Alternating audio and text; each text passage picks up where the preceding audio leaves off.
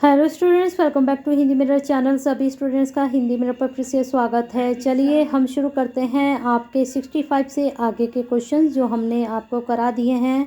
पहले हमने first part डाला था आपका 1 to 25, उसके बाद 26 से लेकर हमने 65 तक आपके अपलोड किए।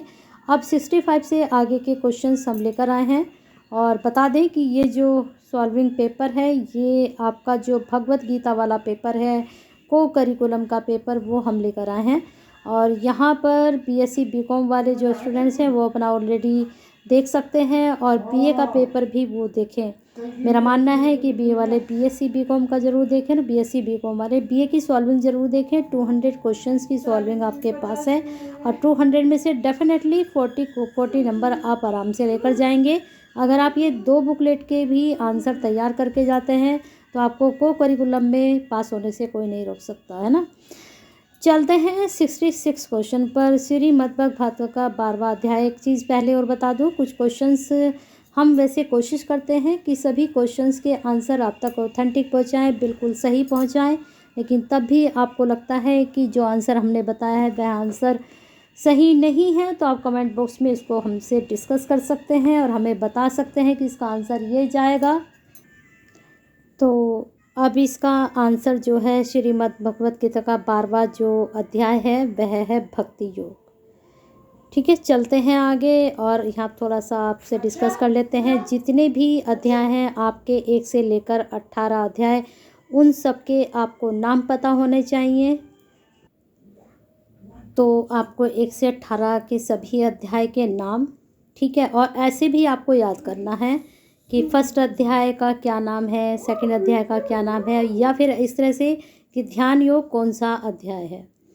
किसी भी तरह से उलट पुलट होकर आपसे क्वेश्चंस पूछे जा सकते हैं और अध्याय से आपका जो प्रश्न बनेंगे वह आपके मान के चलिए 10 से 15 क्वेश्चन आपके पूछे जाएंगे। नेक्स्ट क्वेश्चन आपका आत्म प्रबंधन शाब्दिक अर्थ है दूसरों का प्रबंधन, स्वयं का प्रबंधन, प्रबंधन घर का प्रबंधन। तो सभी को मालूम है आत्म प्रबंधन का मतलब होता है स्वयं का प्रबंधन। थोड़ा सा इंग्लिश में देख लेते हैं इसको। यहाँ पर देखिए, literal meaning of the self management is management of self. Next question आपका गीता के अनुसार आत्मा है। According to the Bhagavad Gita to the soul is. तो यहाँ पर आपके ऑप्शन है सृष्टि का मूल, स्वयं सृष्टि, परमात्मा, ब्रह्मांड।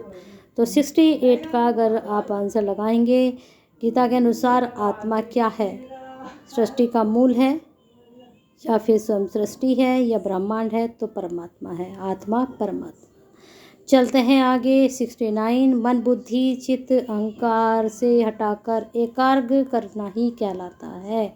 प्रबंधन, व्यवस्था, निर्मलता, आत्म प्रबंधन। तो मन बुद्धि और हमारा जो मन है, हमारा जो अहंकार है, संसार से जब उसको हम हटा लेते हैं और हम एकाग्र हो जाते हैं तो वह क्या कहलाता है, सेल्फ मैनेजमेंट। ठीक है, 69 का आप आंसर लगा सकते हैं, आत्म प्रबंधन। ठीक है, चलते हैं आगे। नेक्स्ट क्वेश्चन आपका संकल्प विकल्पात्मक वृत्ति का नाम ही है। तो यहाँ पर आंसर मन बुद्धि चित्त इनमें से कोई नहीं। तो जब हम संकल्प किसके द्वारा लेते हैं, हम अपनी बुद्धि के द्वारा लेते हैं, चित्त के द्वारा या मन के द्वारा। तो 70 का आंसर आपका जाएगा माइंड। संकल्प जो हम करते हैं अपने मन से करते हैं। ठीक है, चलते हैं आगे नेक्स्ट क्वेश्चन पर। नेक्स्ट क्वेश्चन है गीता में मन को माना गया है स्थिर, अस्थिर, एकार, चंचल और अस्थिर। तो 71 का आपका आंसर जाएगा चंचल और स्थिर। गीता में मन को चंचल और स्थिर माना गया है, लेकिन हम अपने जो है आत्म प्रबंधन के द्वारा उसको क्या कर सकते हैं, हम उसको स्थिर कर सकते हैं। नेक्स्ट क्वेश्चन आपका 72। श्री कृष्ण के अनुसार सच्चा प्रेम क्या है। मोह, आसक्ति, बंधन युक्त प्रेम, बंधन मुक्त प्रेम। तो 72 का आंसर आपका जाएगा बंधन मुक्त प्रेम। ठीक है, वो नहीं चाहते कि बंधन हो प्रेम में। Next question 73। गीता के अनुसार आत्म प्रबंधन का अर्थ है परमात्मा में जीवात्मा को व्यवस्थित करना, आभास और वैराग्य द्वारा जीवन को सुव्यवस्थित करना, मन को नियंत्रित करना, उपरोक्त सभी। तो मुझे लगता है 73 का आंसर आपका इसमें डी जाना चाहिए। परमात्मा में जीवात्मा को व्यवस्थित करना, अभ्यास वर्ग जीवन को व्यवस्थित करना और मन को नियंत्रित करना, यही सब प्रबंधन के अंतर्गत आते हैं। वैसे तो आत्म प्रबंधन जो है मेन जो है मन को नियंत्रित करना होता है। ठीक है, चलते हैं आगे, लेकिन डी भी इसका ऑप्शन सही हो सकता है। नेक्स्ट क्वेश्चन, अर्जुन के आध्यात्मिक गुरु कौन थे? तो यहाँ पर कृष्ण थे, भीष्म, द्रोणाचार्य, कृपाचार्य, तो सभी को पता है उनके आध्यात्मिक गुरु कृष्ण जी थे, जिन्होंने उन्हें गीता का उपदेश दिया था। नेक्स्ट क्वेश्चन आपका, गीता में कृष्ण परंत परु नाम से किसको संबोधित करते हैं? परंत परु, अर्जुन को, युधिष्ठिर को, भीम को, कर्ण को। 75 का आंसर भी आपका अर्जुन ही जाएगा, क्योंकि ज़्यादातर क्वेश्चन अर्जुन और कृष्ण से ही रिलेटेड यहाँ पर पूछे जा रहे हैं। नेक्स्ट क्वेश्चन आपका, विषयों के बारे में सोचते रहने से मनुष्य को उनसे हो जाती है, क्या हो जाती है? अटैचमेंट हो जाता है, या फिर विरक्ति हो जाती है, या फिर भक्ति हो जाती है, या फिर मुक्ति हो जाती है। जब हम किसी विषय के बारे में लगातार सोचते रहेंगे तो 76 का आपका जाएगा आसक्ति हो जाती है, अटैचमेंट हो जाता है। नेक्स्ट क्वेश्चन, 77 दिव्यता का रूप विद्यमान है किसमें? ब्रह्मांड से अलग है, प्रकृति से दूर है, सभी प्राकृतिक प्रणालियों में है। तो 77 का आंसर आपका जाएगा सभी प्राकृतिक प्रणालियों में है। नेक्स्ट चलते हैं 78 पर, देवत्य को बनाया जा सकता है या फिर नष्ट किया जा सकता है, तस्वीर बनाकर दिखाया जा सकता है, ना तो बनाया जा सकता है और ना ही उनको नष्ट किया जा सकता है, निराकार है। 79 का आपका आंसर जाएगा, यहाँ पर देख लेते हैं भगवद गीता का सबसे बड़ा अध्याय कौन सा है? तो जिसमें आपको बता दें लास्ट वाला जो अध्याय है वह ही सबसे बड़ा अध्याय है। नेक्स्ट क्वेश्चन, महाभारत का युद्ध चला था, ये क्वेश्चन बार बार रिपीट हो रहा है, देखिए दोबारा आ चुका है ये वाला। नेक्स्ट क्वेश्चन, व्यवसाय में आध्यात्मिकता का है विरोधाभास है अस्तित्व?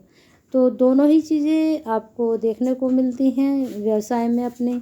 तो यहाँ पर जो आपका 81 का आंसर जाएगा ए भी दोनों। नेक्स्ट क्वेश्चन आपका, एक नेता को होना चाहिए कैसा? उग्र, जल्दबाज, अहंकारी, विनम्र? तो उसको जो है हम्बल होना चाहिए एक नेता को, तभी वह एक अच्छा नेता हो सकता है। नेक्स्ट क्वेश्चन आपका जाएगा, कौन सा भोजन उत्तम है? सात्विक भोजन, रासिक, तामसिक या फिर कोई नहीं? सभी को पता है जो सात्विक भोजन होता है वह सबसे अच्छा होता है। अब सात्विक भोजन किस तरह का होता है ये आप देखना। चलते हैं आगे, 84 जीवात्मा की आत्मा के नरक की ओर ले जाने वाले द्वार हैं। जीवात्मा को आत्मविकास के नरक की ओर, काम क्रोध लोभ, काम लोभ, लोभ क्रोध, काम क्रोध लोभ, सभी आएंगे, सभी ये जो है नरक के द्वार माने गए हैं। नेक्स्ट क्वेश्चन आपका 85, बार बार जन्म लेती है क्या? ज्ञानी आत्मा, अज्ञानी आत्मा, पुण्यात्मा, इनमें से कोई नहीं?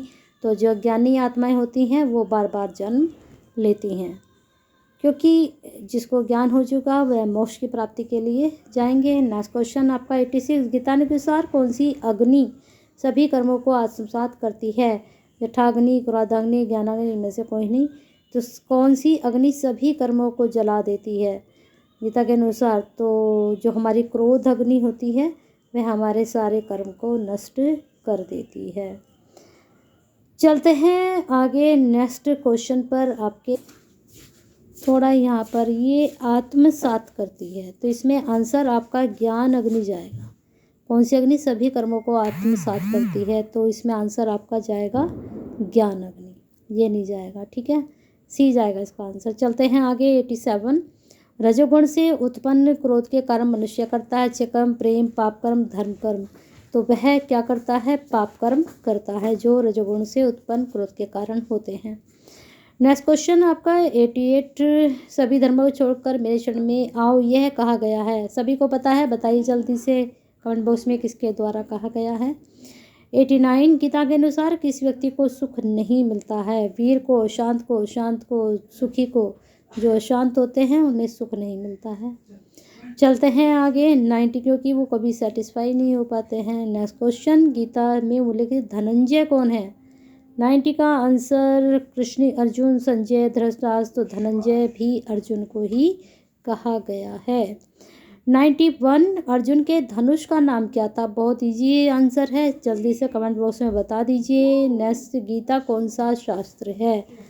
तो सभी को पता है कि ये जो शास्त्र है ना तो समाज शास्त्र है, ना ही अर्थशास्त्र है, ना ही शिक्षा शास्त्र है, तो कौन सा शास्त्र है? योग शास्त्र है ना। चलते हैं आगे नेक्स्ट क्वेश्चन की तरफ आपके। 93 जीवन का मूल्य समझ में आता है धन की प्राप्ति पर, राज विस्तार पर, सफलता मिलने पर, जब मृत्यु निकट आने पर होती है तब हमें जीवन का मूल्य समझ में आता है। 93 का आंसर मृत्यु के निकट होने पर।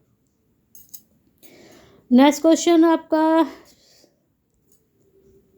कृष्ण ने गीता का उपदेश कहाँ दिया? बहुत इजी है, सभी को पता है। महाभारत का युद्ध किस युग की घटना है? अब यहाँ पर थोड़ा आप देख लीजिए, सतयुग, त्रेता युग, द्वापर युग, कलयुग। तो जो त्रेता युग था वह राम जी से संबंधित है, द्वापर युग जो है वह कृष्ण से संबंधित है, कलयुग अब चल ही रहा है आधुनिक काल, तो ये आपका द्वापर युग की घटना है। नेक्स्ट क्वेश्चन 96 गीता में पितामह शब्द किससे संबोधित किया गया है? सभी को पता है, भीष्म पितामह से संबंधित है। नेक्स्ट क्वेश्चन 97 स्वार्थ की पूर्ति से प्रेरित होकर मिथ्याभिमान और तनावग्रस्त होकर किए जाने वाले कार्य कैसे होते हैं? सतगुणी बिल्कुल नहीं होते हैं, रजोगुणी, तमोगुणी, इन दोनों में आंसर कौन सा जाएगा? जल्दी से सोच लीजिए कौन सा आप सोच रहे हैं। 97 का आंसर अगर आप सोच रहे हैं रजोगुण तो बिल्कुल सही है। जब हम कोई स्वार्थ की पूर्ति से प्रेरित होकर कोई काम करते हैं, अभियान छेड़ते हैं और तनावग्रस्त उसमें होते हैं तो वह रजोगुण होता है। ठीक है, चलते हैं आगे। 98 जो करता अनुशासनहीन, अशिष्ट, हठी, कपटी, आलसी, निराश होता है वह क्या कहलाता है? सतगुणी, रजोगुणी, तमोगुणी, इनमें से कोई नहीं। तो 98 का आंसर इसमें आपका जाएगा तमोगुणी। ठीक है, अनुशासनहीन होते हैं, अशिष्ट होते हैं, कपटी होते हैं, आलसी होते हैं, तमोगुणी होते हैं। नेक्स्ट क्वेश्चन 99 में पूछा गया है, सात्विक सुख आरंभ में विष के समान लगता है लेकिन अंत में जिसका स्वाद अमृत के समान हो जाता है, यह कथन गीता में कौन से अध्याय में है? प्रथम अध्याय में, द्वितीय अध्याय में, सप्तम में, 18वें अध्याय में। तो 99 का आपका आंसर जाएगा इसमें, तो ये आपका जो अंतिम अध्याय है 18वां अध्याय, वहाँ पर ऐसा बताया गया है कि जो सात्विक सुख होते हैं वह आरंभ में हमें कठिन लगते हैं, यानी कि विष के समान लगते हैं, लेकिन अंत में उनका स्वाद अमृत के समान हो जाता है। लेकिन जो शुरू में हमें अमृत लगते हैं वो बाद में बहुत विष के समान हो जाते हैं। तो कुछ इस तरह का यहाँ पर बताया गया है। 100 लास्ट क्वेश्चन, माँ शुचय का क्या तात्पर्य है? तर्क मत करो, विवाद मत करो, शोक मत करो, इनमें से कोई नहीं। तो 100 का आपका आंसर शोक मत करो, ये कहा गया है अंत में 18वें अध्याय में। तो बने रहिए हिंदी मीडियम के साथ। अब फटाफट शेयर कर दीजिए, लाइक कर दीजिए, जितने वीडियो में व्यूज़ आए उतने ही लाइक आए तो बहुत अच्छा लगेगा, और शेयर भी ज़रूर कर दीजिए।